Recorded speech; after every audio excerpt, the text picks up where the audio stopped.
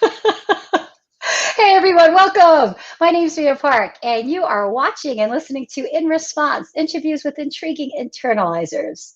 Today's August 2nd. Somehow it is already August 2nd, 2020. And I am talking to the lovely Bethany Thomas. Yay! Hello. Hi.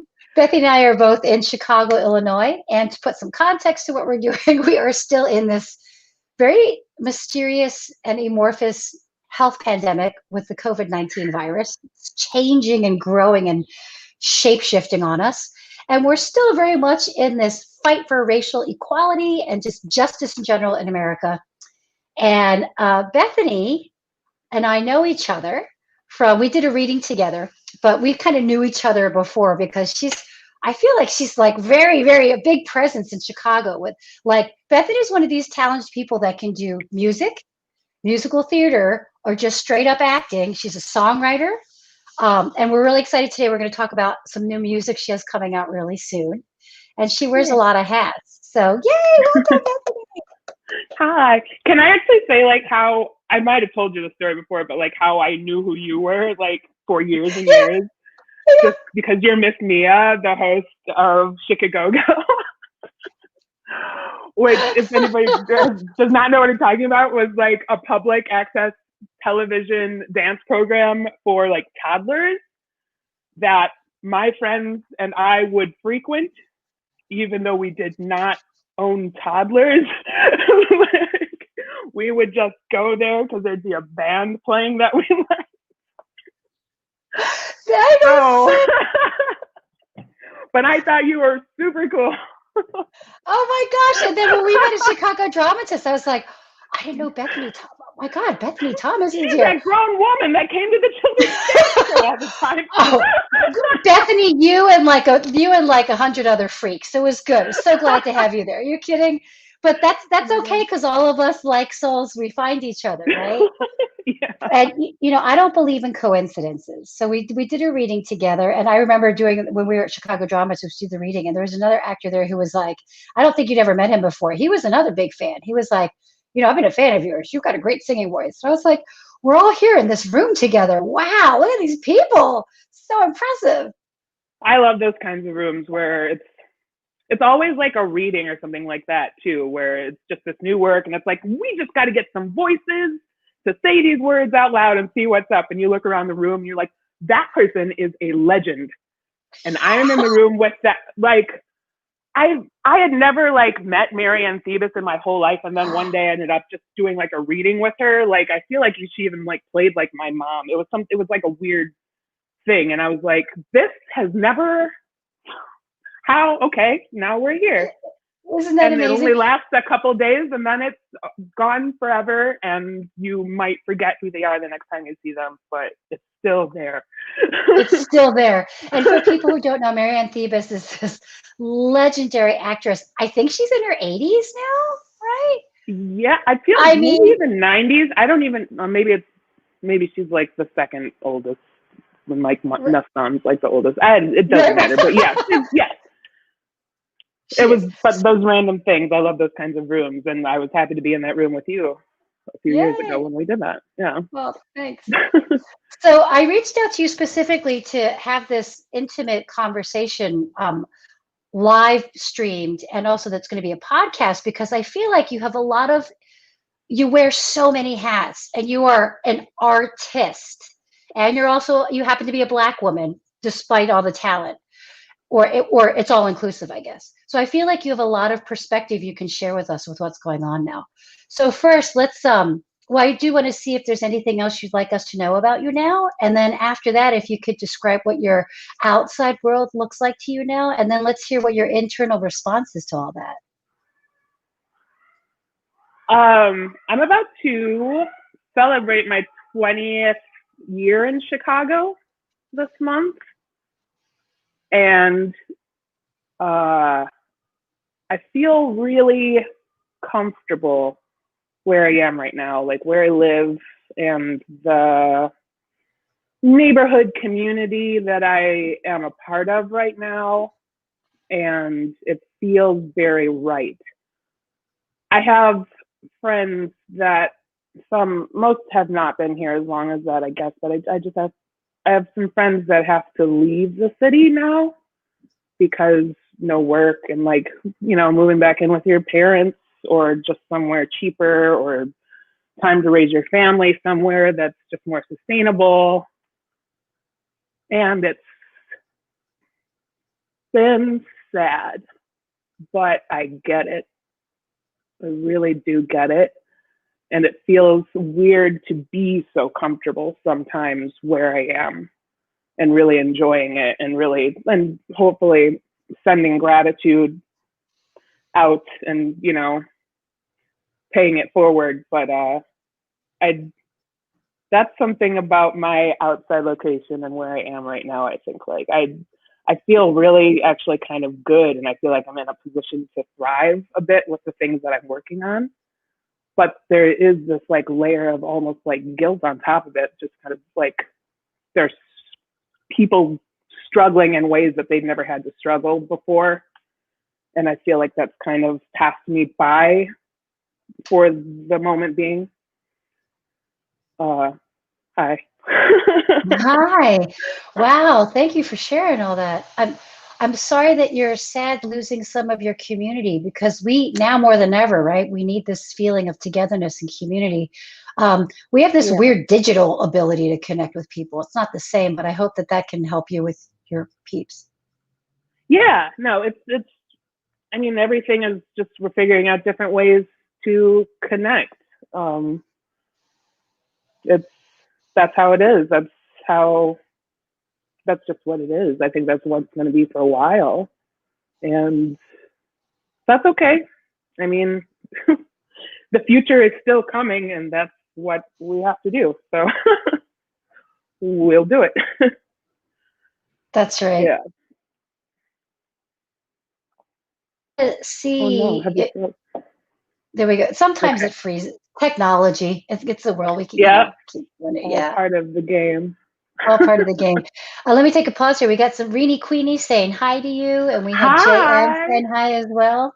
So, Hi, hey. dear. Hi, Shireen. Nice of you to join us. Your fans. So I wanted to also check it.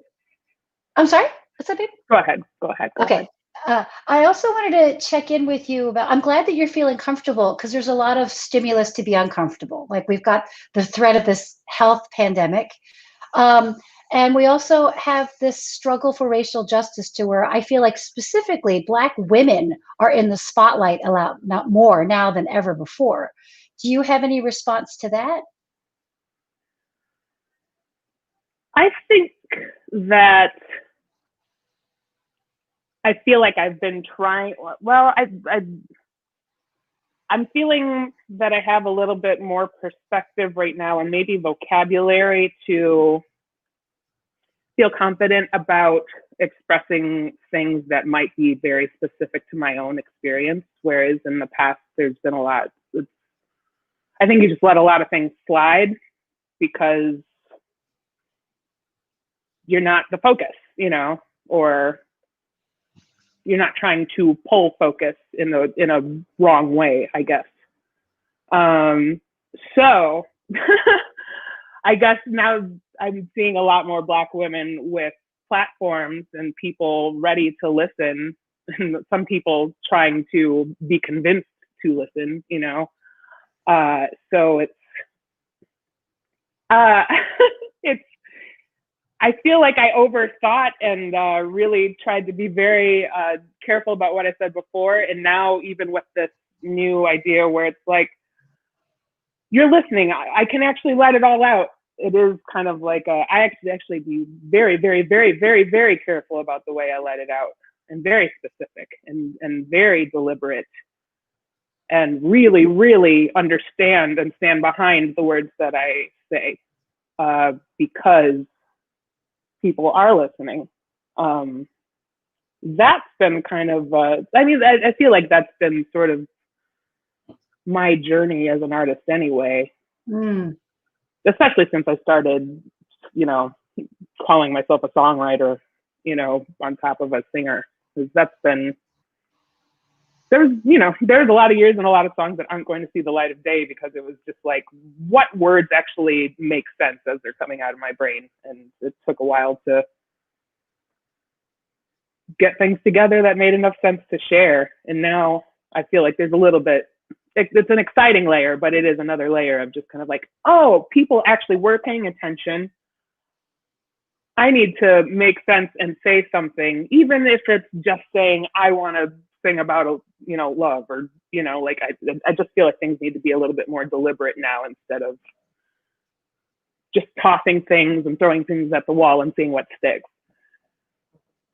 Thanks. I feel like that's a very wise observation of you, understanding the impact that you could have, and that for your own accountability, like you said, to be mindful of what's coming from your brain out of your body, right? Mm-hmm. But I also hear that you, as a developing artist, that's nice to have such respect for the craft of songwriting, knowing that what you're singing is important and that we are listening. So let's talk about you and music. You have so many. I mean, it's August now, but whenever you're watching this or listening to this, there is going to be some Bethany Thomas music out there. Let's talk about it. Oh my God, there's going to be so much. You're going to be so sick of me. Impossible. So I had been working on an album called BP, She, Her, which my initials and my pronouns, for a while. We started recording it like a year and some change ago, like last spring. And it was like, there was a GoFundMe thing and people donated money, and it was an overwhelming show of support, and we got started, and I was happy with it. And we wrote, some of the stuff had already been written. I wrote other stuff throughout the recording process. We kind of scheduled things in between theater gigs and like my band members' wedding band gigs and stuff like that. And it took all of that time. It took from like March to March to record everything in between everybody's lives. But we did it. And then it was time to mix, and everything shut down. And so it was getting kind of like doing emailing back and forth with my co-producer and like, what about this? How about this?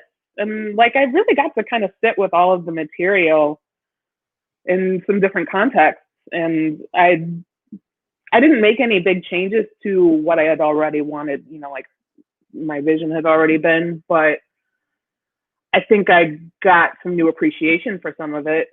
And I'm really excited for people to hear it. There's already been some singles released, but you can go to Spotify or wherever to listen to those. But the whole thing comes out in late August, and Bandcamp is a real nice place to go if you want artists to get money. If you want to support artists with your money, go to bandcamp.com. But I think it's going to be really cool. There's a lot of different sounds on it. It's a bit of a roller coaster. It's not too long. I think it's going to be a cute little thing. I'm used to being a live performer, and I'm used to having my presence, my like physical presence, be a big part of the experience of whatever I'm doing. So recording music is a whole different medium. It's a whole different thing. And I'm excited to learn more, but I like where I am in these processes. Yeah. Oh man, there is nothing more encouraging than hear an artist who's proud of their work and who's comfortable with their process. That's inspiring, because with creative people, there's a lot of, I think, anxiety that comes in with that kind of stuff. So for the album, yeah. So before we move on about the album that's coming out later, so for this August one, BT She Hers, how much of that music did you write? And are you? Yeah, go ahead. I'm still listening. I was like, wait for the whole question, BT. Some of the songs, my collaborator and friend John Samansky helped write the music. And I think two of them he wrote the music, but most of them are my words, my music. Some of the stuff I wrote plunking out chords on a keyboard. Some of it is figuring out stuff on a ukulele. Some of it on guitar. Some of it is like, here's a chord, John. What do you think? Run with this. And some of it was like I made on apps look, this is a cool thing that gives me this chord that I didn't know about, and now it's in a song. It really kind of brought the year together in this whole kind of like bit by bit way of putting it together. And I was afraid that maybe it would come out sounding a little disjointed or something, but it's all the same people. And I know all of the artists that worked on it pretty well. And we all kind of know each other's instincts and know to delegate, you know, I think you can get a better guitar sound on this. Why don't you take that on this song? It was cool. And I am proud of it. So I had a lot of help bringing it all together. But yeah, to answer your question, I wrote all the songs. That's awesome. But again, collaboration. It's a team, right? And I love hearing about process. Like I'm a geek for that. I love how you're like, here's a ukulele, here's a keyboard, here's an app. Let me send this to these people. I mean, that's so part of the creative process. So I want to shift gears a little bit because Per Erez, who is also a guest here on In Response, he's lovely. He asked you if you have any opinions or impressions on cancel culture amongst Black artists these days. I sure do go back and forth with that. I feel like there's some kind of you know, easy ones like R. Kelly or, you know, but that's easy for me because he's not like my guy. He never was.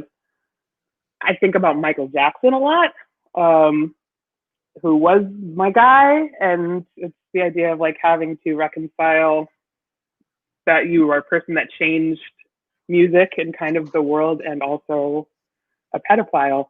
I think that your question's probably a bit more nuanced, talking about probably, you know, people that in our own communities probably. But it's tough, the cancel culture. I feel like you try to look at things on a case by case basis. You try to believe victims. And I feel like the more, I don't know, I guess the more posts or stories or, you know, big message threads that I see talking about certain individuals that I couldn't even, I guess I'm like making up ideas in my brain right now of who these people are, but like, shoot, I really lost my train of thought there. That's okay. I want to just jump in with it if I can. I think, yes, please. I mean, cancel culture is really difficult because we have phases of life and we grow and develop and we all say dumbass shit. Like every one of us has said really, really dumbass shit where we're just like, what the hell was I thinking? And as performers like you and I are, and Per is also a yoga teacher, we are in front of people. So we're often talking to people. So when that dumbass shit's come out of our faces, and other people hear that, it leaves an impression on them. So I really feel like cancel culture, unfortunately, is the sign of the audience and the lack of accountability the audience has to have when they're hearing somebody behave and act in horrible ways. That doesn't excuse anybody from their behavior or what they're saying. But I feel like you got to put things in context and think about what people are saying and where they're coming from. Yeah, I guess that's the whole thing. I hate people always are like, well, I'm going to hear both sides of the story and stuff. It's like, well, yes, but like that bothers me. But it is true. Like there's context to a lot of things, and I feel like sometimes without that context, the people, the ideas, the actions that I you know see people do that cause like them to get canceled, I'm immediately like, there are sometimes where I'll be like defensive about stuff. And then that's me having to unpack my own, like, why? Like, so I feel like maybe there's so much of it going on that it's a little bit overwhelming. Not to see which kind of bandwagons you're jumping on or not jumping on, but also just kind of it's exhausting because there's a lot of self-reflection that I think you have to do anytime you decide you're canceling somebody. And that's part of the work. That's part of the work we all have to do. But yeah, I hear you on that. I think, yeah, it's hard to be like, oh, this is what I'm against now too. It's tough. It's tough. It's hard not to label, but we have to label. It's hard not to cancel, but a pedophile is a pedophile. And there is Yeah. something majorly wrong with that, period. That being said, yeah, Michael Jackson's awesome. And he definitely changed music. So, you know. Yeah. But no, he's been very carefully canceled for me. Oh, I love it. But Wait, can we say that? Careful cancellation. Can we say it's careful? It's carefully canceled. Hashtag that careful cancel culture. Careful cultural cancellation. Anyway, Pear gives a shout out and says thanks for addressing this. So Bethany, before we wind out, I want to hear about this new project that you're doing with your friend Tawny Newsome. Let's hear about that. Oh my goodness. I took a road trip to California in the beginning of June. It was very cool. I'd never done anything like that. Anyway, I drove out there. She lives in the mountains. And so I drove out to the mountains in the desert where she lives. She has a little studio built into her garage. I went out there, I brought my guitar player. Her husband's a drummer. We were out there for like 3 weeks.